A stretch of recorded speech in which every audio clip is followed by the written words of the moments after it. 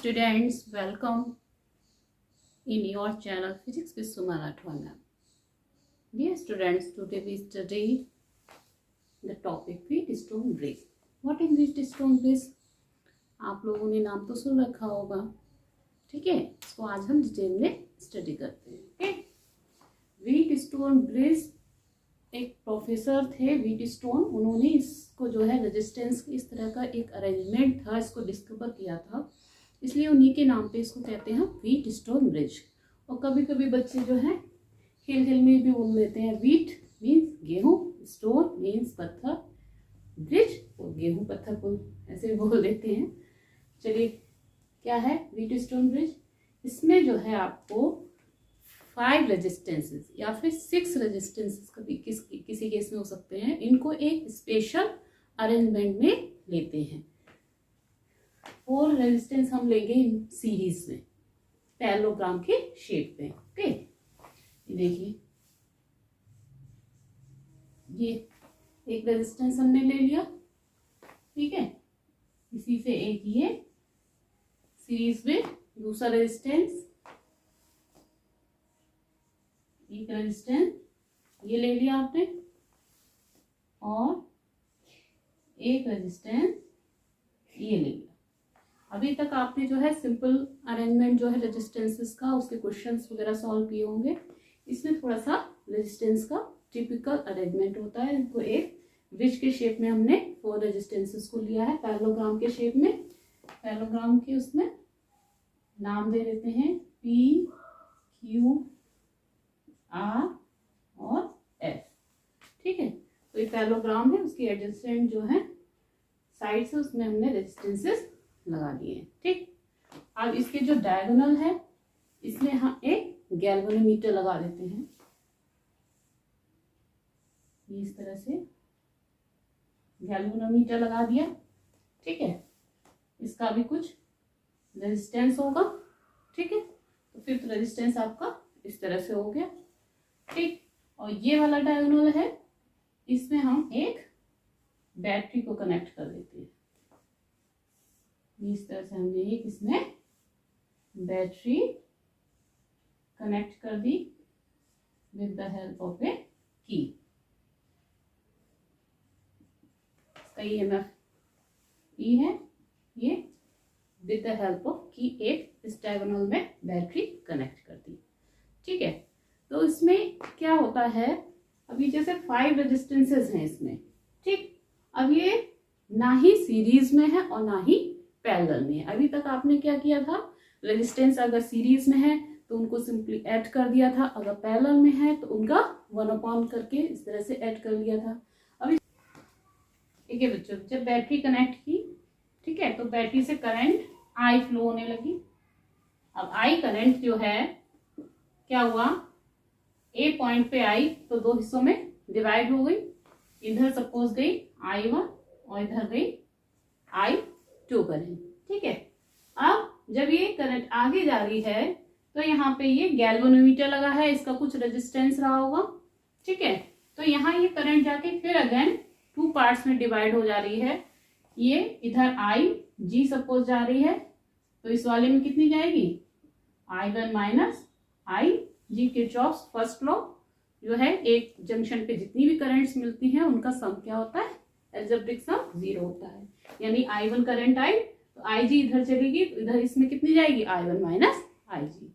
अब ये देखिए, अब ये करंट आगे जा रही है, फिर अगेन डिवाइड हो रही है, तो ये दोनों रेजिस्टेंस PQ देखिए ना ही सीरीज में है। सीरीज में होते तो जो ये करंट होती उसी में वही करंट सेम Q रेजिस्टेंस में होती, ठीक है। और ना ही ये पैरेलल में है, क्यों, क्योंकि जो ये करंट जा रही है ये डिवाइड हुई 2 हिस्सों में, फिर ये आगे लूप क्लोज्ड नहीं हो रहा है। ये लूप अगर ये C पॉइंट इधर आ जाता, क्लोज्ड हो जाता, ये अगेन फिर 2 हिस्सों में यहाँ डिवाइड हो जा रही है, यानी कि ये रेजिस्टेंस पैरेलल में भी नहीं। तो इस तरह से जब टिपिकल केस हो तो समझ लो वहां पर व्हीटस्टोन ब्रिज बन रहा है, ठीक है।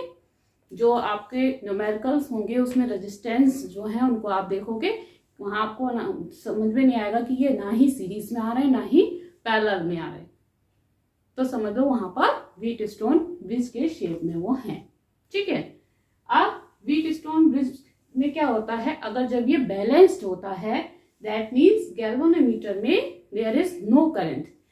आई जी की वैल्यू जो है जब 0 होती है उस केस में P upon Q is equal to होता है R अपॉन S।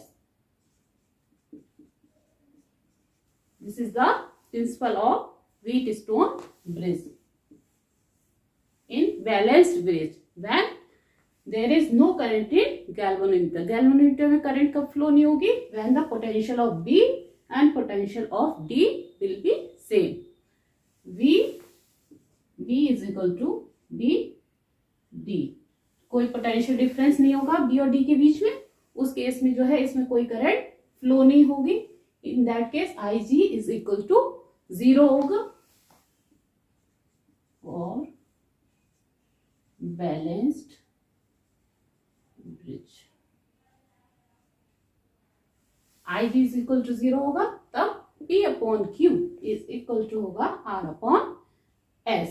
इन दोनों का रेजिस्टेंस का रेशियो इज इक्वल टू इन दोनों साइड्स के रेजिस्टेंस का रेशियो इक्वल होगा। ओके, अब इसको हम अभी प्रूफ भी करेंगे। ठीक है, तो ये क्लियर हुआ।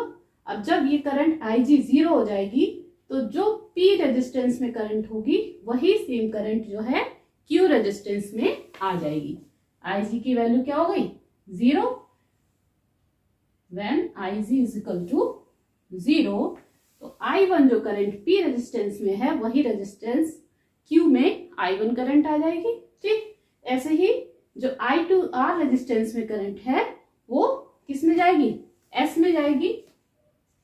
I2 तो इधर से I1, इधर से I2, तो ये यहां पर फिर कितनी आ गई I1 plus I2 that is equal to क्या, I क्या होगा, जितनी करंट बैटरी से निकली इधर से उतनी ही वापस ये आ जाएगी इधर।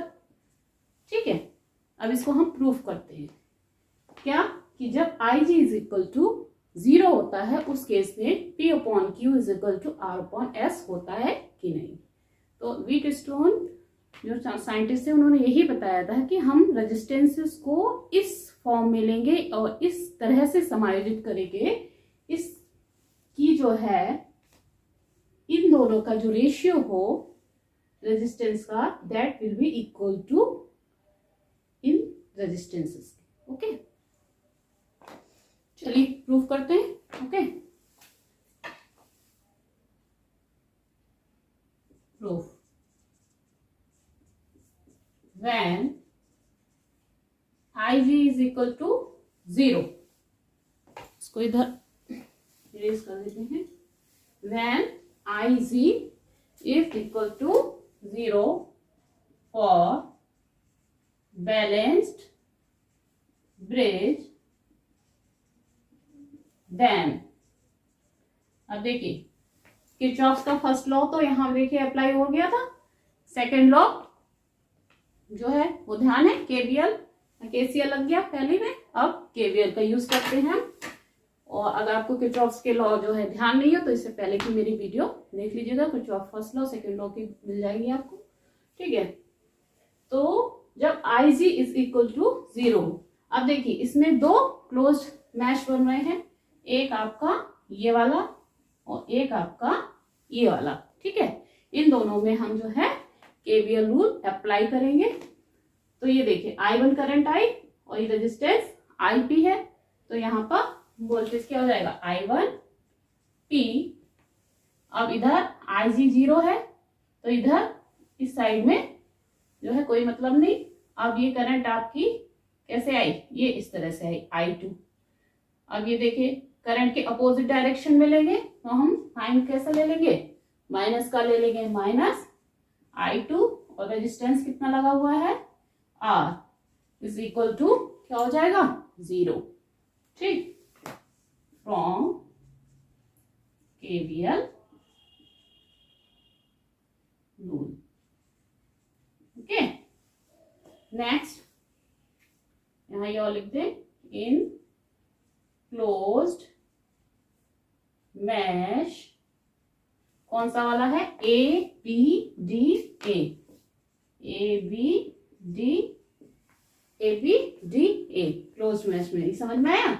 ये ऐसे करंट यहां से ये आ रही है I1 P, फिर आगे आए 0 हो गए इसमें, फिर आगे आए यहाँ पे I2 अपोजिट डायरेक्शन में I2 माइनस क्यू हुए into R is equal to क्या हो जाएगा 0। ये वाला क्लोज मैश, इसमें केवीएल रूल अप्लाई किया। ठीक, देखिए इसको हम ऐसे भी लिख सकते हैं I1 P is equal to I2 R। ठीक है, इक्वेशन 1 हो गई अपनी। ठीक, अब ये वाले मैश में आ जाइए, सेकेंड मैश में। यहाँ पे देखिए हम यहाँ से स्टार्ट करेंगे, ये I1 करंट आई, कौन सा रेजिस्टेंस है Q, तो इसमें पोटेंशियल कितना हो गया I1 Q, ये I1 Q। ठीक, फिर आगे आइए, अब ये देखिए I2 अपोजिट डायरेक्शन में चल रहे हैं हम, करंट इधर जा रही है, हम इसके अपोजिट आ रहे हैं, तो ये माइनस का I2 लेंगे इंटू रेजिस्टेंस कितना लगा है S लगा है, minus I2 into S is equal to, आगे इसमें IG 0 है तो ये 0 हो जाएगा, इज इक्वल टू क्या हो जाएगा इसका सम 0। यानी इसे हम कैसे लिख देंगे I1 Q is equal to I2 S, this is equation 2।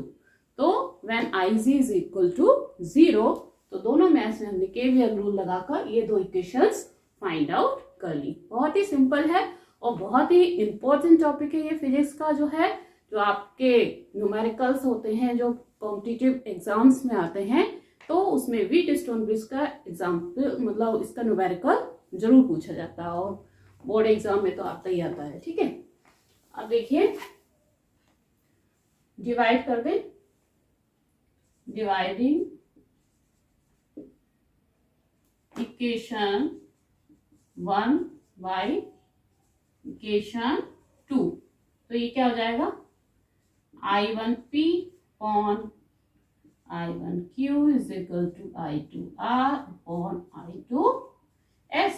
I1 से I1, I2 से I2 कैंसिल, ये आपका आ गया P upon Q is equal to R upon S, balanced Wheatstone bridge condition. ठीक है, जब ब्रिज जो है बैलेंस्ड है उस केस में क्या होना चाहिए, जो रेजिस्टेंस PQRS है इस तरह से होना चाहिए कि जो है P अपॉन Q का रेशियो जो है R अपॉन S के रेशियो के इक्वल हो। ठीक है, this is principal of Wheatstone bridge. तो क्लियर हो गया आपको। ठीक है, जब IG की वैल्यू 0 हो, यानी कि पोटेंशियल डिफरेंस B और D के बीच में 0 हो, कोई पोटेंशियल डिफरेंस नहीं होगा तो कोई करंट फ्लो नहीं होगी, उस केस में P अपॉन Q का रेशियो R अपॉन S के रेशियो के इक्वल होता है। इससे हम जो है किसी भी सर्किट में रेजिस्टेंस की वैल्यू फाइंड कर सकते हैं with the help of this formula. ठीक है, अब इसको हम जो है इस पे न्यूमेरिकल्स करके देखते हैं तो आपको और अच्छे से क्लियर होगा। देखिए न्यूमेरिकल है, find the value of equivalent resistance of the network between the point A and B। कोई नेटवर्क है, सर्किट है बना हुआ, इसमें A और B के बीच में जो है आपका जो पूरा रेजिस्टेंस है, इसका इक्विवेलेंट रेजिस्टेंस फाइंड आउट करना है between the points A and B। ठीक है, तो इसके न्यूमेरिकल जो है व्हीटस्टोन ब्रिज के बहुत ही बढ़िया न्यूमेरिकल्स होते हैं, इनको करने में बहुत ही मजा आता है और मेरा तो ये फेवरेट टॉपिक है और कोशिश करूंगी आपको इस तरह से पढ़ाऊं कि आपको भी इसके न्यूमेरिकल्स करने में खूब भी इंटरेस्ट आने लगे। ठीक है, अब ये देखिए, अब यहाँ पे पैरेललोग्राम शेप में नहीं है। ठीक, अब ये देखिए ये शेप कैसा बन गया है, ये ट्रायंगल शेप में है।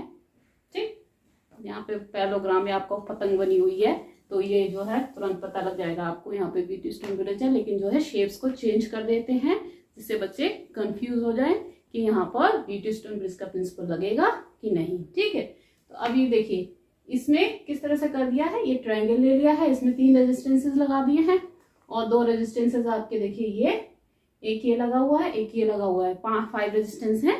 ठीक है, तो जो है व्हीटस्टोन के जहां न्यूमेरिकल्स होंगे वहां 5 रेजिस्टेंसेस या 6 रेजिस्टेंसेस जो है होते हैं। ठीक, अब ये देखिए यहाँ पर इसको हम थोड़ा सा इमेजिन कीजिए कि जो है ये वायर्स हैं, इस तरह से रखे हुए हैं ट्रायंगल शेप में, इसमें यहाँ पे आर आर ये रेजिस्टेंस ही है, ये इस तरह लगा है।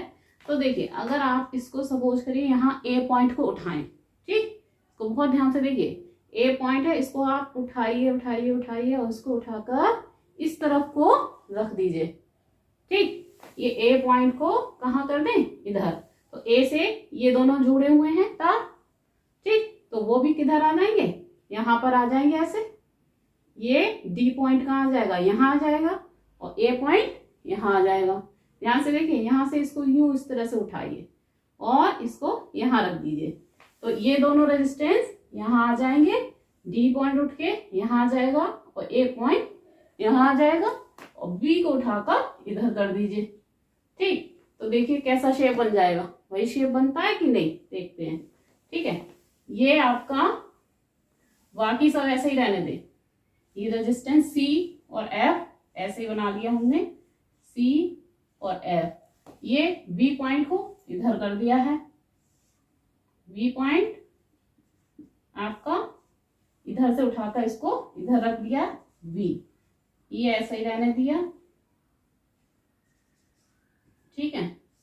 ये अब ये ए पॉइंट को उठा के इधर लाएंगे तो डी भी कहाँ आ जाएगा, यहाँ आ जाएगा, और ये ऐसे ही बना रहेगा, सी और ये वाला रेजिस्टेंस ऐसे ही बना है, सी और ई, ठीक ठीक। बाकी ये इतना हिस्सा ही हमने बना लिया, बीच का नहीं बनाया। इसको ए को उठा के इधर रखा है, तो जब ए को यहां से इधर लाएंगे, साथ में ये दोनों रेजिस्टेंस कहाँ आ जाएंगे, डी पॉइंट कहाँ आ जाएगा, ये आ जाएगा डी, और डी के साथ में ये दोनों रेजिस्टेंस लगे हैं वो आपके इस तरह से हो जाएंगे, ठीक है। ये डी पॉइंट और डी के ये जुड़ा है ए, ये ए पॉइंट, रेजिस्टेंस सारे सेम ही है, आर आर।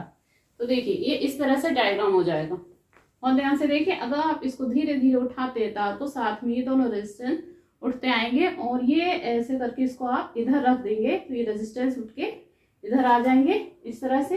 डी पॉइंट यहाँ से कहाँ आ जाएगा, यहाँ, ए पॉइंट यहाँ। अब ये शेप देखिए बन गई पैरेललोग्राम जैसे, व्हीटस्टोन ब्रिज। अब देखिए व्हीटस्टोन, इसको सॉल्व करने के लिए पहले हम देखते हैं बैलेंस ब्रिज अगर ये होता है तो बहुत ही जल्दी सॉल्व हो जाएगा। बैलेंस ब्रिज के लिए क्या होना चाहिए, जो P अपॉन Q है उसका रेशियो R अपॉन S के होना चाहिए। अब ये देखिए यहाँ पे तो सारे रेजिस्टेंस सेम है, that means R upon R is equal to R upon R, यानी कि व्हीटस्टोन ब्रिज ये कैसा है, बैलेंस्ड है। जब बैलेंस्ड है तो इसके जो डायगोनल में रेजिस्टेंस है, इस रेजिस्टेंस में कोई करंट फ्लो नहीं होगी, यानी ये रेजिस्टेंस को हम नहीं लेंगे, ठीक। तब क्या हो जाएगा, ए और बी के बीच का रेजिस्टेंस देखिए, ये दोनों कैसे हो जाएंगे, बी सी और सी एफ, ये दोनों रेजिस्टेंस कैसे हो जाएंगे, सीरीज में, आर और आर सीरीज में, और इधर से ये वाला रेजिस्टेंस और ये रेजिस्टेंस ये कैसे हो जाएंगे, सीरीज में।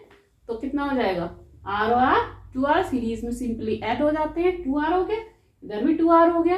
अब ये आपस में कैसे हैं, यहाँ से ये डिवाइड हो रही करंट, तो ये दोनों आपस में क्या है, पैरेलल में है।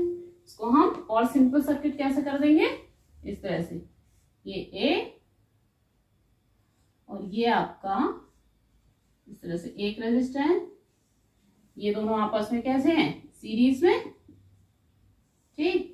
ऐसे ही ये दोनों आपस में सीरीज में हो गए, ये बी पॉइंट हो गया, ये ए पॉइंट हो गया। आर में जो है कोई करंट फ्लो नहीं हो रही है क्योंकि व्हीटस्टोन ब्रिज बैलेंस्ड है, P upon Q is equal to R upon S है, that means I is equal to 0 है, इसमें कोई करंट फ्लो नहीं हो रही है। इस रेजिस्टेंस को छोड़ दीजिए, ये दोनों सीरीज में हो गए हैं, R और इधर सीरीज में R और R आपस में ये कैसे हैं, पैरेलल में। बहुत ही सिंपल सर्किट हो गया, इसको आप सॉल्व करने में आपको कोई भी दिक्कत नहीं होगी। R और R कितना हो गया, 2R, ये R और R 2R, अब 2R का पैरेलल में होता है क्या हो जाता है, हाफ हो जाता है उसका, यानी दैट मींस R। इसको हम कर भी देते हैं, देखिए इक्विवेलेंट रेजिस्टेंस हमने सर्किट का अगर हम R डैश ले लेते हैं तो ये क्या हो जाएगा, ये दोनों R और R 2R प्लस 1 अपॉन ये R और R जुड़ के 2R हो गए, 2/2R, that 1/R, that means R dash is equal to R। तो इस सर्किट का जो इक्विवेलेंट रेजिस्टेंस निकल के आ गया वो क्या हो जाएगा, सिर्फ R। ओके, क्लियर हो गया? ठीक, बस इसको आपको इसमें थोड़ा सा इमेजिनेशन चाहिए होगा। ठीक, अगर आप थोड़ा सा इमेजिन कर लेंगे तो ये न्यूमेरिकल जो है बिल्कुल हलवा लगेंगे, बहुत ही सिंपली जो है आपसे सॉल्व हो जाएंगे। ठीक है, देखिए नेक्स्ट न्यूमेरिकल है, ये है सर्किट आपका बना हुआ, find the equivalent resistance between point A and B. A and B के बीच में जो है इसमें रेजिस्टेंस फाइंड आउट करना है। अभी देखिए इसमें शेप्स किस तरह की है, यहाँ देखिए ये भी पतंग की शेप नहीं है, आपकी पैलोग्राम नहीं बनाए हैं। R R R R 5 resistances लगे हुए हैं, तो ध्यान से देखिए इसमें भी व्हीटस्टोन ब्रिज आपको दिखाई दे जाएगा। ठीक, अब इसमें आप क्या करना है, ये पॉइंट, एक पॉइंट ये और ये, इसको जो है इमेजिन कीजिए, आपने यहां से इसको उठाया और इधर ले गए, और इसको उठाया इसको इधर ले गए, तो ये बीच में ये वाला आर काय में आ जाएगा, डायगोनल में आ जाएगा, और ये दोनों एडजेंट साइड जो है साइड्स होंगी उनमें रेजिस्टेंस आ जाएंगे ये दोनों। ठीक, ध्यान से देखिए, इनको ऐसे उठा के खींच के उठा के आप इस तरह से रखेंगे तो ये आपका सर्किट पैरेललोग्राम बन जाएगा। ये वाला जो रेजिस्टेंस है वो आपका आ जाएगा डायगोनल में, ये दोनों, ये आपका इधर की साइड्स, ये ए पॉइंट हो जाएगा, ये वाला इधर की साइड में आ जाएगा, ये आपका इधर बी पॉइंट हो जाएगा, और ये दोनों रेजिस्टेंसेस इन दोनों साइड्स में आ जाएंगे इस तरह से, और फिर आपकी ये देखिए पतंग तैयार हो गई। ठीक है, ये आपका व्हीटस्टोन ब्रिज बन गया, और सारे रेजिस्टेंसेस सेम है, small r small r small r. अब इसको करने में कुछ भी नहीं रह गया, सभी आप आराम से कर लोगे ना। अब इसमें देखिए P upon Q upon is equal to क्या है, R अपॉन S, सब सेम है, रेशियो सेम है। जो ब्रिज है वो कैसा है, बैलेंस्ड है, दैट मीन्स डायगोनल वाला जो रेजिस्टेंस है उसको हम छोड़ देंगे, इसमें कोई करंट फ्लो नहीं हो रही, कोई पोटेंशियल डिफरेंस नहीं है उसमें। ठीक है, तो ये आर और आर कैसे हो जाएंगे, सीरीज में हो जाएंगे, नीचे के आर और आर भी सीरीज में हो जाएंगे। वही इससे जो पहले वाला क्वेश्चन था उसी तरह से सॉल्व हो जाएगा। ये 1/r dash is equal to 1/2r plus 1/2r, या आर 2r, या आर 2r, ये आपस में पैरेलल में, तो पैरेलल में इस तरह से सॉल्व करते हैं रेजिस्टेंसेस को, पता ही है। ठीक है, तो ये वैल्यू जो है रेजिस्टेंस की क्या आ जाएगी, आर आ जाएगी। ठीक है, तो मेन है आपका इसमें जो है कि किस तरह से सर्किट जो है उसको आप इमेजिन करके व्हीटस्टोन ब्रिज से कंपेयर करते हैं, उसको व्हीटस्टोन ब्रिज के शेप में ले आते हैं, तो बहुत ही सिंपली जो है सॉल्व हो जाएगा। आपको देखना है ब्रिज जो है बैलेंस्ड हो, उस केस में जो है फिर तुरंत ही इसको सॉल्व करने में कोई दिक्कत नहीं होने वाली। ओके, और न्यूमेरिकल चलिए देखते हैं। एक नेक्स्ट न्यूमेरिकल देखते हैं, ये है question, find the equivalent resistance between the network in this network between the point A and B. अभी देखिए, अभी तक 5 रेजिस्टेंस वाला हमने किया था, अब इसमें 6 रेजिस्टेंस है, लेकिन ये भी व्हीटस्टोन ब्रिज के शेप में है। आपको जो है इसको ढूंढना है किस तरह से है, और जो है ब्रिज अगर बैलेंस है तो बहुत इजीली सॉल्व जो है ये हो जाएगा। अभी देखिए, इससे पहले जो न्यूमेरिकल बताया था उसमें यहाँ पर रेजिस्टेंस नहीं लगा था, लेकिन ये इसने यहाँ पर भी रेजिस्टेंस को ऐड कर दिया है। तो बाकी जो है जैसे हमने इसको बनाया था इस तरह से, व्हीटस्टोन ब्रिज के शेप में इस तरह से बनाया था पिछले न्यूमेरिकल में, वैसे ही सेम बना लेंगे। और जो ये एक्स्ट्रा रेजिस्टेंस है वो कहाँ लग जाएगा, ये देखिए वो रेजिस्टेंस आपका ये इस तरह से आ जाएगा, नीचे का दिख रहा है, हाँ ठीक है। ये जो रेजिस्टेंस एक्स्ट्रा वाला है जो उस न्यूमेरिकल में नहीं था वो कहाँ आ जाएगा, इस तरह से लग जाएगा। ये ए और बी पॉइंट हो गए। ठीक है, ये सारे रेजिस्टेंस आर आर आर, ये सेम ही सबकी वैल्यू है। तो जैसे इससे पहले वाला न्यूमेरिकल सॉल्व किया था, ये आप सर्किट को सॉल्व कर लोगे। जो P upon Q is equal to R upon S है। ब्रिज जो है बैलेंस्ड है, सारे रेजिस्टेंस सेम है, यानी P अपॉन Q का रेशियो R अपॉन S के रेशियो के इक्वल है। यानी कि ये जो डायगोनल वाला रेजिस्टेंस है इसमें there is no current is flowing in that resistance R, IG is equal to 0। तो इसको हम हटा देंगे। बाकी ये देखिए ये दोनों सीरीज में हो गए, नीचे ये दोनों सीरीज में, आपस में ये पैरेलल में है। तो R और R सीरीज में 2R, और यहाँ से R और R 2R हो गए। और 2R का जो पैरेलल निकाला था वो कितना हो जाता है, उसका हाफ हो जाता है।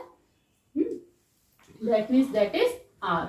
तो जो पहले वाला न्यूमेरिकल सॉल्व किया था उसी से इस सर्किट का रेजिस्टेंस कितना निकला था, R। अब इसमें एक एक्स्ट्रा रेजिस्टेंस ये R और लगा हुआ है, ये भी उसके साथ में पैरेलल में है। ये इस तरह से है, ये B पॉइंट, ये A पॉइंट। ये जो अंदर वाला सर्किट है इसका रेजिस्टेंस इक्विवेलेंट कितना निकाला था हमने, R। और ये वाला रेजिस्टेंस है R, इसके साथ में पैरेलल। तो अब इस पूरे सर्किट का क्या हो जाएगा equivalent resistance. Suppose R dash मान ले तो 1 upon R plus 1 upon R is equal to 2 upon R। That means R dash is equal to R upon 2। तो अगर 6 रेजिस्टेंस लगे हैं तो इक्विवेलेंट रेजिस्टेंस कितना निकल आया, R अपॉन 2। ठीक है। तो अगर इससे पहले न्यूमेरिकल समझ में आ गया होगा तो ये तुरंत आ जाएगा समझ में। ठीक है, बस उसमें यहाँ पर A और B पॉइंट यहाँ लिया था, रेजिस्टेंस नहीं लगा था, यहाँ पे एक रेजिस्टेंस और लगा दिया है। तो वो रेजिस्टेंस जो है सर्किट में इस तरह से लगाया जाएगा, पैरेलल में आएगा, और वैल्यू इसकी क्या हो जाएगी, R अपॉन 2। ठीक है, और देखिए और न्यूमेरिकल। देखिए नेक्स्ट न्यूमेरिकल है, find the value of R so that there is no current in 50 ohm resistance. यानी कि ये देखिए व्हीटस्टोन ब्रिज यहाँ पे भी बन रहा है। हाँ, ये डायगोनल वाला जो रेजिस्टेंस है वो ये है। ठीक है, यहाँ पे शेप जो है पैरेललोग्राम से चेंज करके इस तरह से कर दिया गया है। ठीक है, ये नहीं है कि हाँ पैरेललोग्राम बनाओ पतंग शेप में, वहीं पे व्हीटस्टोन ब्रिज होता है, वो किसी भी शेप में जो है आपको डायग्राम में बच्चों को कंफ्यूज करने के लिए दे देते हैं। ठीक है, तो यहाँ पे देखिए इन्होंने क्या कहा है कि there is no current in 50 ohm resistance. ये कब होता है, IG is equal to 0 when P upon Q is equal to R upon S हो।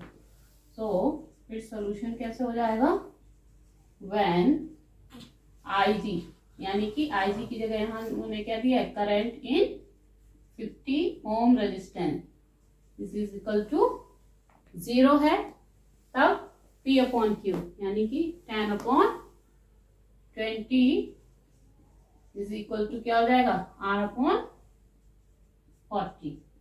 P upon Q is equal to R upon S हो जाएगा, या ऐसे लिख दो इसको, R upon 40 is equal to 10 upon 20, इधर का उधर कर दिया।